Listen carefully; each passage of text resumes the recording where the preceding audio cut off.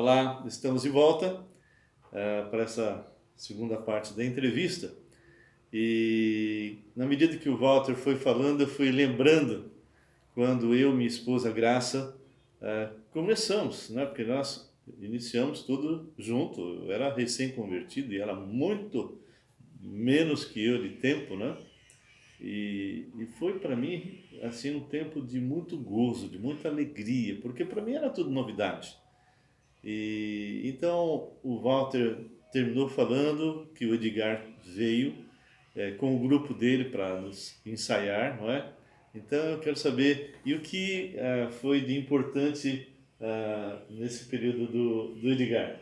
O importante é o seguinte, que eles conheciam, é uma igreja batista, a igreja batista bíblica da Cidade de Mar, tem muitos conjuntos, corais e tal, né?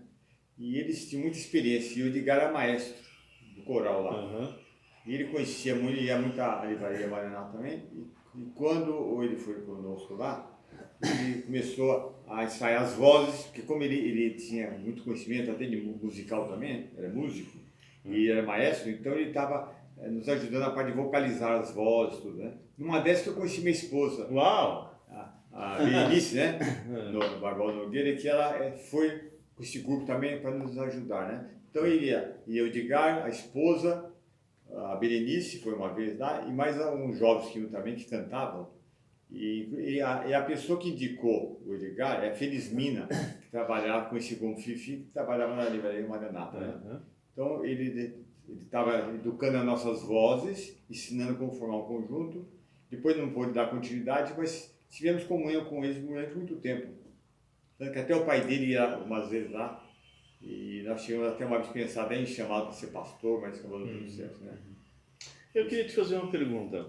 Desse período, principalmente do barracão, depois que nós saímos ali daquela casa, né, ou seja, saímos no sentido do culto, né, e foi transferido para o barracão, sendo que ali na frente já ocorreu muitas coisas, né, assim, impressionantes de pessoas convertidas e até chegou uma senhora chamada Santinha, que ela tinha uns 80 e tantos anos e infelizmente ela tinha tido uma vida muito desregrada no passado, quando jovem.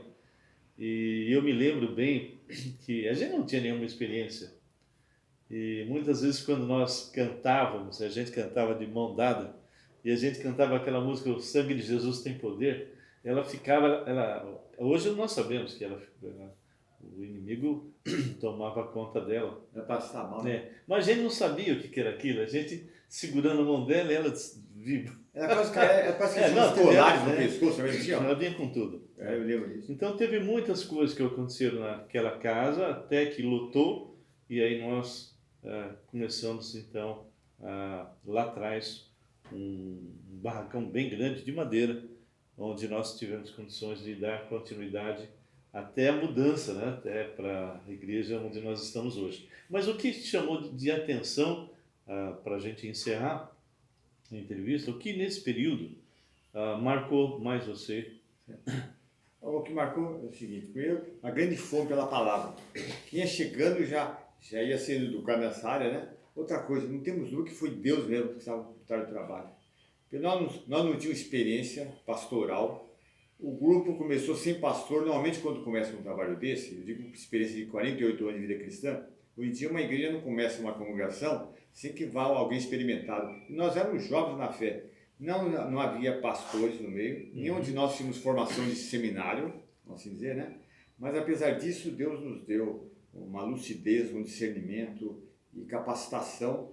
Aí já separou, o que ele fez foi o seguinte, separou alguns que já tinham dom de mestre, por exemplo, eu com dom de ensino, o Manuel, o Raul já tinha, estava florando, né? E o pessoas realmente que tinham discernimento, desejo, e o Espírito Santo nos orientou até em literatura, que lê, uma série de coisas, né? Ou seja, foi despertado assim o grupo a ser autodidata, né? Exatamente, e também com o espírito evangelista também, quer dizer, além de nós sermos fome pela palavra e ensino correto, e a parte de evangelização também. E discipulado, porque não era só evangelho. Naquela época nós tínhamos um rapaz que frequentava a igreja do Itaim, eu acho que ele fazia trabalho missionário, alguma coisa, estudava talvez no Palavra da Vida, não me lembro, tinha um Monteiro, ele gostava de passar filmes.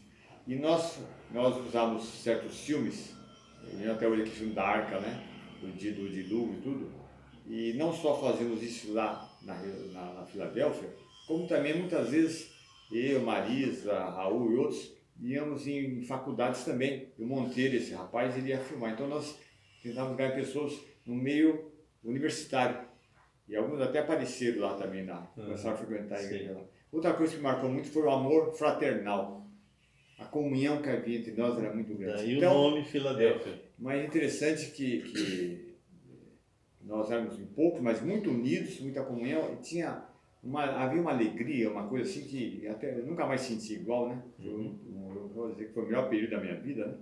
Que o desejo do encontro entre nós e o apetite pela palavra, ganhar pessoas para Cristo, foi um período assim muito... Você lembra quando começou o Instituto, que foi fortíssimo? Até eu percebi que aquele instituto que foi montado ali foi assim, algo tão forte que... Foi num período que o Manuel já não estava mais, porque em 81 o Manuel foi chamado para ser pastor da igreja do Itaim, da onde nós saímos, né? E esse instituto bíblico que nós fizemos, o Manuel já não estava conosco mais, ele foi só colaborar, então nós fazíamos uma vez por semana. E eu lembrei de uma coisa, nesse período também, nós começamos um jornalzinho chamado O Bereiano. E nesse jornalzinho nós tínhamos de curiosidades bíblicas, e tinha algumas pessoas davam testemunhos. E esse jornalzinho era tão interessante que até o pessoal da igreja, mãe, não dizer, Itaim, gostava. O pastor Ronaldo apreciava muito. Eu me lembro que até uma vez eu coloquei alguma coisa sobre a Darwin, alguma coisa, possível conversão dele, alguma coisa, né? Então é o jornal Bereiano, me lembro. Por que nós colocamos Bereiano? Porque é exatamente a visão que nós tínhamos, exatamente examinar a palavra de Deus, para ver se estava ali, e educar também o povo a não engolir o que está sendo falado, mesmo que nós falássemos, que tivéssemos integridade bíblica e se confiasse na gente, sejam bereianos, verifique pela palavra de Deus se está de acordo. Ou seja, por isso, não fale, o Raul falou, o Walter falou, o Manuel falou, mas está escrito na palavra. Porque a preocupação nossa, no fundo, é o seguinte: eu estou ensinando a palavra de Deus ou estou ensinando a interpretação do texto feita por um teólogo? É diferente, é a palavra que eu estou ensinando, eu estou passando como um papagaio para frente. Isso, inclusive, marcou muito a vida de muitas pessoas. A última pergunta para a gente encerrar: qual mensagem você deixaria para nós, para finalizar a entrevista? A mensagem é o seguinte: a importância que existe em ganhar almas para Cristo. O Filadélfia foi uma igreja realmente poderosa desde o início e até hoje é uma prova que em 40 anos, prova que Deus realmente nos impulsionou ao trabalho, é o desejo de ganhar almas. Quando eu falei com o Manuel concordou de imediato, pensando em ganharmos para Jesus, discipular. Porque a igreja, quando evangeliza, morre. A igreja não tem uma visão missionária, já está morrendo já. Com certeza. Tá? E é como se fosse um reavivamento, um despertamento constante numa igreja, esse amor pelas almas. Não pode estagnar, não pode virar um gueto. Tem muitas igrejas que ficam, né, ensimismados, como se fosse um gueto, vamos assim dizer, né? E não penso em ganhar almas, nada, um discípulo, isso vira o clube. É uma autocontradição. Quando isso acontece, aí a igreja está morrendo. Porque a igreja ela só existe para exatamente... Até podemos dizer, é que nem o Mar Morto lá, a igreja está morrendo quando para de evangelizar. Amém. E foi o que fez com que Filadélfia tomasse um grande impulso, foi exatamente isso. Eu agradeço, Walter, aí pela entrevista. Acredito que você, que está assistindo, e principalmente vocês que pertenceram à Filadélfia, vocês devem ter matado a curiosidade, como eu mesmo recordei. Para mim foi muito bom eu lembrar de muitas coisas que eu havia esquecido. E eu gostaria que você realmente estivesse orando pela Filadélfia para que nós pudéssemos continuar por muito tempo, até o arrebatamento, mantendo a visão, mantendo a doutrina, pregando a palavra, sem esquecer o primeiro amor, como Efésios fez, né? Lembrei do detalhe, como é que surgiu a palavra, o nome Filadélfia, a igreja? Sim. Não foi naquele período, não. É que uma vez, quando o Manuel estava saindo para ser pastor, ele conversando com a Marisa Bonifácio, ela falou: que nome se daria se nós fôssemos, quando nós nos tornarmos igreja